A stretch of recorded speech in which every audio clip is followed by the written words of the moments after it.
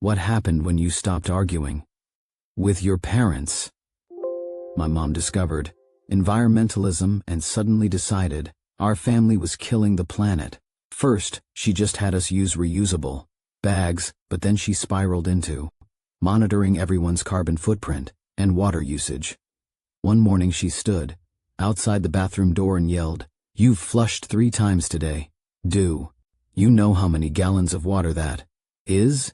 From now on, this family is going completely zero waste." My dad tried to suggest moderation because my mom was always jumping full throttle into new obsessions, but mom was already pulling out a color-coded chart of new household rules. "If it's yellow, let it mellow," she announced, "and we're composting everything, no exceptions." I told her I was totally on board and ready to save the planet. I stopped flushing entirely, even when it wasn't yellow. And our bathroom started smelling like a festival party. When mom's book club came over, her friend asked if our septic tank was broken while I explained loudly that mom said flushing was wasteful. The ladies sat uncomfortably in our living room trying not to breathe through their noses while mom opened every window despite it being 40 degrees outside. Then I started composting everything like she'd said, including meat, dairy, and my brother's failed science experiment. The compost bin turned into a horror show of maggots and smell that attracted every raccoon in the neighborhood. Mom tried to explain that some things shouldn't be composted, but I reminded her she'd said no exceptions and accused her of not caring about methane emissions from landfills. I refused to use any electricity because mom had mentioned our carbon footprint, so I did homework by candlelight and wouldn't use the microwave, forcing everyone to eat cold leftovers. When mom tried to drive me to school, I said cars were destroying the ozone and made her walk with me the 3 miles each way. She had to leave for work an hour early just to get me there on time, arriving at her office, sweaty and exhausted. Then I announced I was limiting myself to 160 showers per week to conserve water. By day 5, my chemistry teacher pulled me aside to ask if everything was okay at home because other students were complaining about the smell. The school counselor called mom to discuss hygiene neglect, and mom had to explain that I was actually trying to save water while they documented her answers suspiciously. I started bringing our trash to school in my backpack because throwing things away was wasteful and I wanted to find ways to reuse everything. When my backpack leaked old coffee grounds and banana peels in history class, the principal called mom about my disturbing behavior of hoarding garbage. Mom had to come get me and my bag of composting trash while other parents watched her load decomposing waste into her car. Her sister visited for dinner, and I served everything on leaves I'd collected from the yard because washing dishes wastes water. When she asked for toilet paper in the bathroom, I handed her the family cloth system I'd made from cut-up old t-shirts that we could wash and reuse. She left immediately and called mom later about getting me psychological help. I wore the same outfit for 2 weeks straight because the fashion industry was killing the planet. Telling everyone who asked that my mom said buying new clothes was irresponsible. My teacher started sending concerned emails about my appearance, and mom had to have multiple meetings about why her daughter smelled like compost and looked homeless. The refrigerator died when I unplugged it to save electricity, spoiling hundreds of dollars of food that I then insisted we compost, creating a mountain of rotting produce in our backyard. The neighbors complained to the HOA about the smell and the rats, and mom got fined for creating a health hazard. She tried to plug the fridge back in, but I'd already filled it with seedlings I was growing for our new victory garden. Mom's CO workers started avoiding her because she smelled like our house, which now had the distinct aroma of fermented garbage and unwashed humans. Her boss suggested she work from home until she resolved whatever was happening, and I overheard her crying to dad that her career was falling apart because of the zero-waste lifestyle. She finally snapped when I announced I'd signed us up to host her company's quarterly meeting at our house to show everyone how an eco-friendly family lived. "Cancel it," she begged. But I explained that I'd already sent emails from her account about our composting toilet system I was installing and the greywater recycling demonstration I'd planned. Her face went pale as I continued. Oh, and your mom's coming to stay next week, right? I already told her about our new lifestyle, and she's excited to try the family cloth and outdoor shower system I'm building. She said she's bringing her church friends to see how we're saving the planet. Mom grabbed her phone and started typing frantically, but I added, "Too late to cancel. I already confirmed everyone this morning and told them you'd be devastated if they didn't come. Support your environmental journey." The doorbell rang and I smiled. That must be the documentary crew from my school's environmental club. They're doing a feature on radical zero-waste families.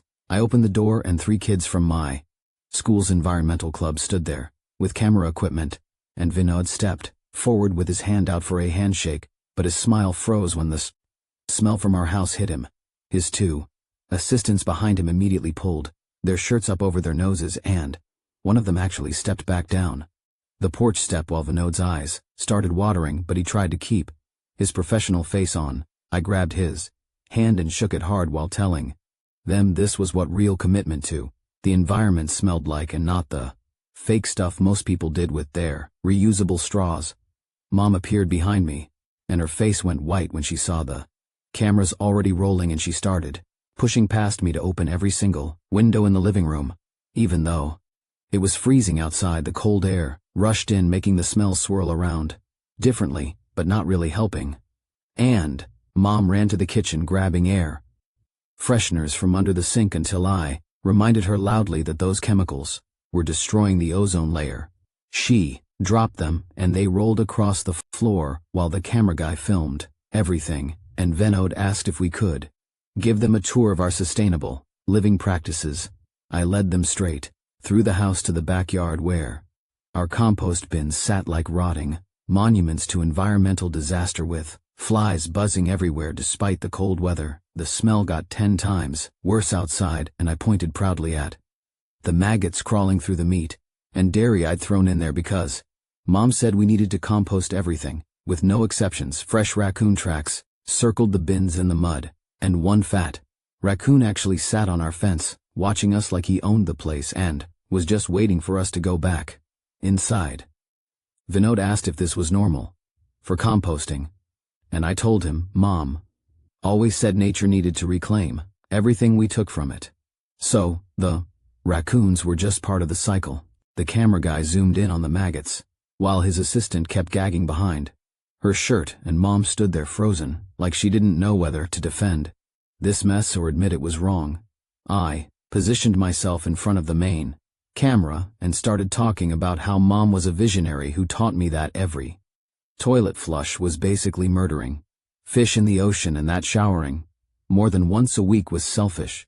Mom's mouth opened and closed like a fish herself, while I explained how she inspired me to save water by only taking 60-second showers every 7 days, which was why I smelled a little different from other kids. The crew kept exchanging looks, and the assistant whispered something to Vinod, who nodded, but kept filming while Mom's hands started shaking.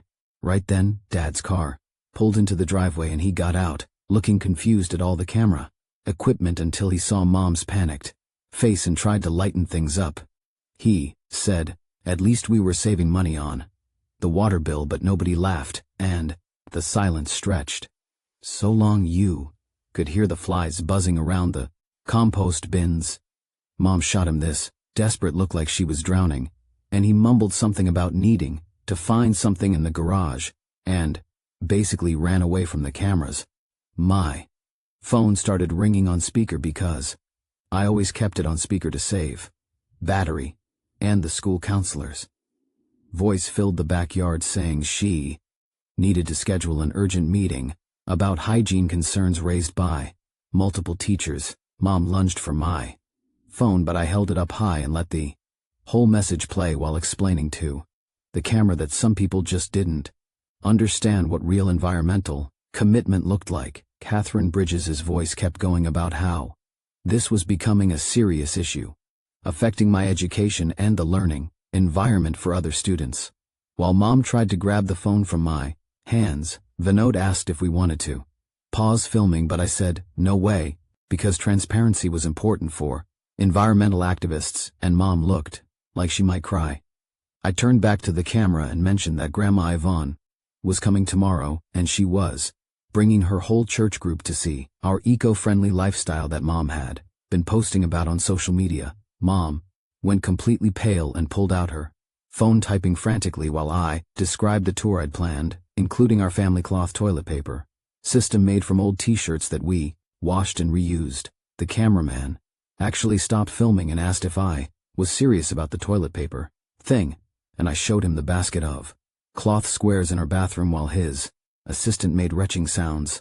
The doorbell rang again, and we all went to the front where an HOA representative stood holding a bright orange notice, and the second he got close to our porch, his whole face changed. He backed up quickly, saying the smell was even worse than the complaints described, and started taking photos of our front yard, where some garbage bags had been torn open by raccoons in the night. Mom tried to explain that we were working on the situation, but he was already writing on his clipboard about a $500 fine for health code violations and creating a public nuisance. While everyone was distracted at the front door, Mom snuck to her laptop in the kitchen trying to cancel her company's quarterly meeting. But when she logged into her email, her phone started going crazy with notifications I'd already sent confirmation emails from her account to all 40 people about the eco-friendly house tour and sustainable lunch I'd be preparing from our compost vegetables, and everyone was responding with excitement about learning our zero waste secrets. Her hands shook as she read message after message from CO workers saying they couldn't wait to see how we lived, and some were even bringing their kids to learn about saving the planet. Right then, her phone rang and her boss's voice boomed through the speaker, yelling about formal complaints from her entire department about body odor affecting the workplace. He said HR was now involved and there would be a mandatory meeting tomorrow morning to discuss whether she was creating a hostile work environment with her hygiene issues. Mom whispered apologies, while the documentary crew stood there, awkwardly filming her humiliation, and I felt this tiny flutter of something that might have been guilt but pushed it away because this was all her idea. First, the next morning my phone rang at 7 with the principal's number, and Mom grabbed it from my hand to answer. While the documentary crew filmed her panicked face, she nodded and apologized over and over while the principal talked about mandatory meetings and hygiene protocols, and I could hear his stern voice through the speaker. The crew asked if they could come along to document the community impact of our environmental lifestyle, but Mom shook her head so hard her hair whipped around. They filmed her getting ready to leave, pointing out how she seemed resistant to transparency about our commitment to saving the planet. First suggested they wait outside the school to catch her reaction afterward, and they loved that idea, packing up their equipment while Mom glared at me. When it was time to leave for school, I refused to get in the car even though freezing rain was coming down hard, reminding Mom that she's the one who said cars were killing the planet. She tried to argue, but I walked out the door and started down the sidewalk, forcing her to follow me in her work clothes and heels. The rain soaked through our clothes within minutes, and Mom's hair stuck to her head in wet strings while she tried to keep up with me. I lectured her the whole 3 miles about how real activists don't choose comfort over the environment, and how disappointed I was in her weakness. Other parents drove past in their warm cars, staring at us through foggy windows as we trudged through puddles, and Mom's makeup ran down her face in black streaks. By the time we reached school, she was shaking so hard her teeth were chattering, and the secretary gasped when she saw Mom dripping all over the office floor. I loudly reminded everyone that Mom said every car trip kills polar bears, while she signed me in with trembling hands. That afternoon, Vinod posted a teaser clip of our documentary online, and within 2 hours, it had 300 views and dozens of comments. Our neighbors started posting about the smell coming from our yard, and someone uploaded a photo of raccoons dragging garbage bags across our lawn at midnight. Kids from the school found it and started sharing it with crying, laughing emojis and comments about how I Probably smelled worse than the raccoons. I watched the view count climb, past 500, and felt excited until I saw someone had screenshotted it and posted it on the school's unofficial Instagram. With the caption, "When your parents take recycling too seriously." Dad came home that night with a printed list, titled Reasonable Green Living, that suggested normal things like taking shorter showers instead of no showers, and composting vegetables instead of meat. I took it from him and typed it up, bigger on the computer, adding Mom's signature at the bottom and putting checkmarks next to all her original extreme rules. I printed it poster size at the library and hung it on the fridge, with hypocrite written across the top in red marker. When Mom tried to take a shower that night, I stood outside with a stopwatch timing her and banging on the door after 30 seconds, yelling that she was wasting water. She came out with shampoo still in her hair, and I followed her around reading her own rules about water conservation while soap dripped down her neck. The next day, an email arrived from Mom's HR department with formal warning, workplace environment, concerns in the subject line, and Mom's hands shook as she opened it on her laptop. The email detailed 17 separate complaints from workers about hygiene and body odor, creating a hostile work environment. It said failure to remedy the situation within 5 business days would result in immediate suspension, without pay pending further review. Mom's tears dropped onto the keyboard, while Dad read over her shoulder and put his hand on her back, and I heard him whisper that maybe they needed to take control of the situation. Thursday morning, the garbage truck pulled up to our house and the driver got out, took one look at our bins, and got right back in his truck. He rolled down his window and yelled that our bags were leaking. Mysterious fluids in the bins were contaminated with compost overflow. He said it was a health hazard and we'd need to take everything to a special disposal facility ourselves at our own cost. The truck drove away, leaving 6 bags of rotting garbage on our driveway. That started attracting flies immediately. By noon, 3 more bags had piled up, and even the usual raccoons seemed to avoid them, circling at a distance but not getting close. That night at 2 in the morning, our doorbell camera sent alerts to everyone's phones as motion sensors went crazy. The footage showed at least 12 raccoons tearing through our garbage in a massive raid, fighting each other over scraps and scattering trash across the entire front yard. The noise of their screeching and the bins crashing woke up the whole neighborhood, and I heard sirens approaching as someone called animal control. Within an hour, Mom's phone buzzed with an email from the HOA president calling an emergency board meeting about declaring our house a public nuisance with potential legal action. The next morning, Catherine from the school sent a formal email that Mom read aloud in a shaking voice about mandatory child protective services involvement if hygiene conditions didn't improve immediately. I laughed and told the documentary crew who'd come back to film that the government just wanted to control how we lived. They filmed me reading the email dramatically while Mom hyperventilated in the background, clutching her chest.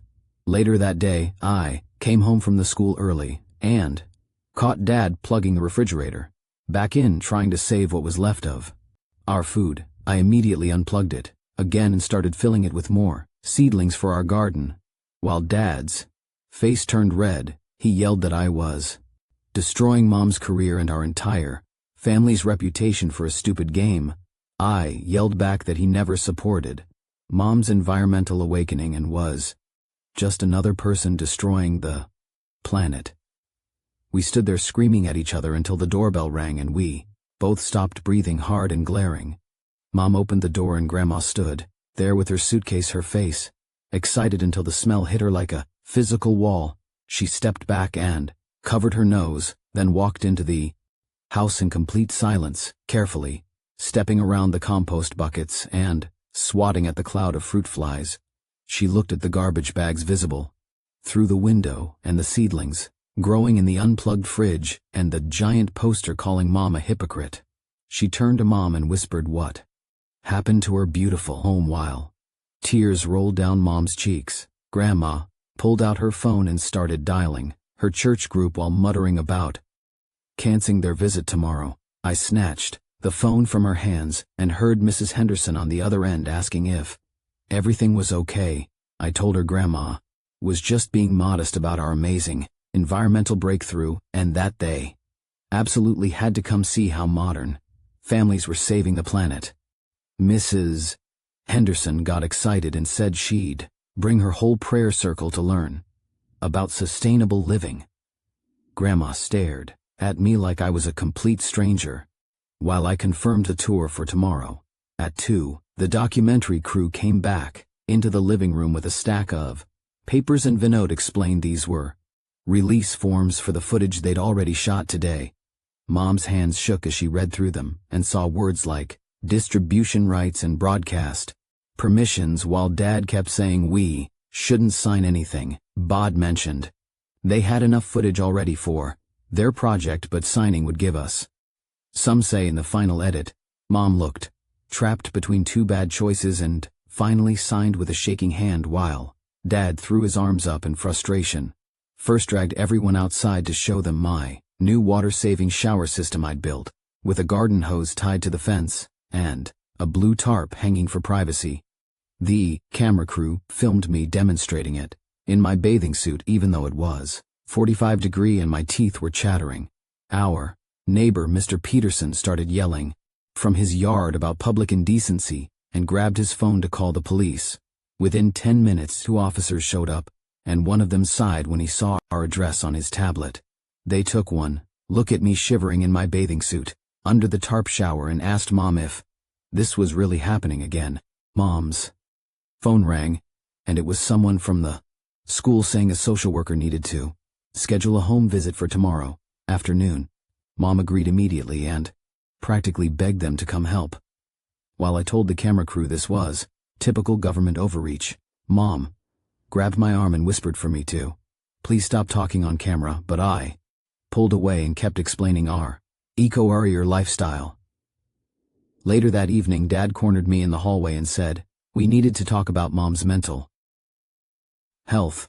He explained she'd always had anxiety and would latch on to new things when work got stressful. He asked me to stop using her own rules against her. And for the first time I felt a tiny bit bad, but then I remembered she started this whole thing and pushed that guilty feeling away. The next morning at the school, my phone exploded with notifications from a TikTok someone posted of me in the hallway. The video showed me walking past with visible stink lines edited in, and the caption read, "When your family takes recycling too seriously." Within 2 hours it had 300 views and climbing, while kids in the hallway started calling me compost girl. They held their noses when I walked by and made gagging sounds behind my back. My best friend Sarah pulled me aside at lunch and suggested maybe I should start showering again before this got worse. I told her she didn't understand the environmental crisis we were facing, but she just shook her head and walked away. When I got home, I found Mom hunched over her laptop trying to type an email, canceling her company meeting. I'd already sent replies from her account that morning saying she was too modest about her achievements and the tour was definitely still happening. Her inbox pinged with excited responses from CO workers saying they couldn't wait to bring their families to see our sustainable living example. Mom put her head down on the kitchen table and I heard her crying softly into her arms. The school called again saying they'd scheduled an in-person meeting for tomorrow morning about my hygiene situation. Mom specifically told them no cameras or recording devices would be allowed at that meeting. I complained to Vinod and his crew that she was being a hypocrite about transparency and openness. Vinod shifted uncomfortably and suggested that maybe some boundaries were actually healthy for families. His assistant nodded and they started packing up their equipment like they wanted to leave. Mom's laptop dinged with another email and her face went white as she read it out loud. The HOA was scheduling an emergency hearing in 3 days where we'd need to present a remediation plan or face legal action. Dad immediately started Googling lawyers on his phone while Mom rocked back and forth on the couch. The stress in our house felt so thick you could almost touch it, and nobody was talking to each other. The next day, Dad came home with a rental truck and unloaded a small shed in our backyard. He started setting up proper recycling bins with clear labels and city-approved composting containers that actually had lids. I accused him of betraying everything Mom had taught us about zero waste and called him part of the problem. He didn't even look at me and just kept working with his jaw clenched so tight I could see the muscles moving. Grandma came inside later and started making lunch with the last few clean dishes we had left while I grabbed more leaves from the yard to use as plates. She looked at the pile of wet maple leaves I dumped on the counter and shook her head hard. Absolutely not, she said, and pulled out paper plates from her purse instead. I tried to grab them, but she held them up high and told me paper was killing trees. She ignored me completely and started serving sandwiches on the disposable plates while I stood there watching her destroy the planet. After lunch I went to the school, and when I got back I heard Grandma on the phone with Mom's sister talking about how Mom needed professional help immediately. She was saying something about intervention and therapy and how the whole family was falling apart. Mom was standing in the hallway listening, and I saw tears rolling down her face before she went to her room and closed the door. That night the documentary crew came back to film us eating dinner, and I decided this was the perfect time to make my point. When Mom tried to serve food on regular plates, I stood up and told everyone she was a hypocrite for wanting to abandon her principles just because things got hard. Mom's face crumbled right there in front of the camera, and she walked out of the room without saying anything. Grandma told me I was being cruel, but I just kept eating while the crew filmed the whole uncomfortable silence that followed. Nobody talked for the rest of dinner, and you could hear every fork scraping against plates. After they stopped filming, Vinod pulled us aside and said the footage had shifted from environmental activism to family crisis and asked if we wanted to continue. Mom immediately said no, but I said yes at the same time, and he looked between us uncomfortably.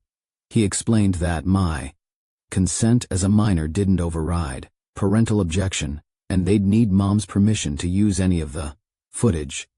The power dynamic suddenly shifted, and I realized I was losing control of the whole situation. Mom told them to delete everything, and Vinod said they'd think about it, but packed up their equipment and left. Later that night, I'd left the kitchen window open for ventilation because Mom always complained about the smell, and a huge raccoon squeezed through the gap. It went absolutely crazy in our kitchen and knocked over all the compost bins Dad had just organized. Rotting food scattered everywhere across the floor, and the raccoon was hissing and snarling at us with foam around its mouth. Dad grabbed a broom and chased it around the kitchen while Mom stood in the doorway, sobbing, and I realized the raccoon looked sick or diseased. It finally scrambled back out the window, leaving a disaster zone behind, and we spent 3 hours cleaning up the destruction. The next morning, a bright red notice from the city health department appeared on our door, and my stomach dropped when I read it. They were scheduling a mandatory inspection for tomorrow afternoon, and the violation list was long. It included pest infestation, improper waste disposal, and potential biohazard conditions, with a whole paragraph about public health risks. Even I felt nervous seeing the official seal and the mention of possible condemnation if we didn't pass the inspection. Mom found me in the kitchen and actually got down on her knees in front of me, begging me to cancel the church group tour and her company meeting. She had tears streaming down her face, and her hands were shaking as she grabbed mine. I started to say no, but then I saw Dad and Grandma watching from the doorway with such disappointment on their faces that I hesitated. Still, I pulled my hands away and reminded her these were her rules first, and she's the one who started all this. Dad stepped forward, and his voice was harder than I'd ever heard it when he announced I had 2 choices: either I start following basic hygiene and help fix this mess immediately, or he's sending me to stay with Grandma, whether she agrees or not. Grandma crossed her arms and said she won't take me until I've showered for a full week straight, and the smell is completely gone from my clothes and body. I looked between all three of them and realized they were united against me now, and there was no way to play them against each other anymore. The next morning at the school, I had to go to the meeting with the counselor and principal that Mom had tried to cancel. Catherine Bridges slid a typed document across the table that was titled Student Hygiene Compliance Plan in bold letters at the top. She explained it required daily showers with soap, clean clothes every day, and regular laundry with weekly check-ins to confirm compliance. The principal leaned forward and said, if I didn't sign it right now, I'd be suspended immediately for creating a disruptive learning environment for other students. My hand shook as I signed it because I felt completely trapped with no way out of this corner I'd painted myself into. After school, I was scrolling through my phone when I found a video someone had taken of me in the hallway that morning. It showed flies buzzing around my backpack while I walked past, and someone had set it to circus music with crying, laughing emojis all over it. The comments were brutal, with people calling me disgusting and nasty, and even kids I thought were friends were piling on with their own mean jokes. My stomach dropped as I watched the view count climb past 500 and realized I'd become the school joke that everyone was laughing at. That evening, Mom was sitting at the kitchen table when her laptop dinged with a new email, and she opened it slowly. Her face went white as she read it silently, and I saw tears rolling down her cheeks before she turned the screen toward me. It was from her company's HR department, stating she was placed on formal probation with mandatory work from home until the hygiene issue was resolved. The email said multiple CO workers had filed complaints and her presence in the office was disrupting the work environment. I finally understood that I'd actually destroyed something real in her life, and the guilt hit me like a physical punch to the stomach. The next morning, Dad woke me up at 6 and his voice was different, harder than I'd ever heard it. He stood in my doorway and told me the fridge gets plugged in right now, all garbage goes in proper bins, and everyone showers today before the health inspection. I started to open my mouth to argue about the environment, but he cut me off with this look that actually made me stop talking. He dragged me outside to help move the disgusting compost bins to the curb for emergency pickup, and the smell was so bad even I was gagging. The bins were